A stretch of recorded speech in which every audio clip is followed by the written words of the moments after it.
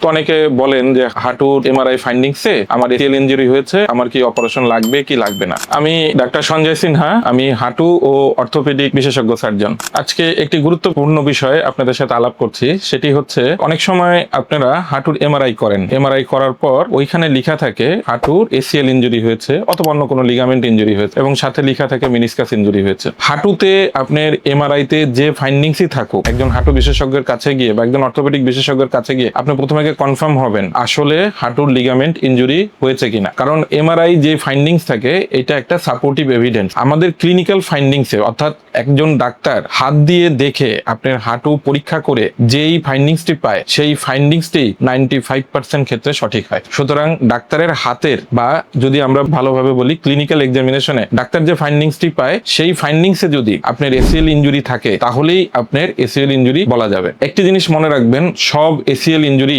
Operation লাগে না। ACL injury অপারেশনে এসিএল ইনজুরি কতটুক পর্যন্ত আপনি এসিএল ইনজুরি হয়েছে, অর্থাৎ কোন গ্রেডের ইনজুরি হয়েছে, আপনার বয়স কত, আপনার পরবর্তী অ্যাক্টিভিটি কি, সবকিছু উপর বিবেচনা করে তারপর কিন্তু একটি এসিএল ইনজুরির ক্ষেত্রে অপারেশন লাগবে কি লাগবে না এটা ডাক্তার সিদ্ধান্ত নেয়। সুতরাং কোনোভাবেই এমআরআই এর ফাইন্ডিংস দেখে আপনারা আতঙ্কিত হবেন না। ডাক্তারের পরামর্শ নিন এবং সঠিক সিদ্ধান্তটি গ্রহণ করুন, তাহলে আপনার হাঁটু সুন্দর থাকবে এবং সুস্থ থাকবে।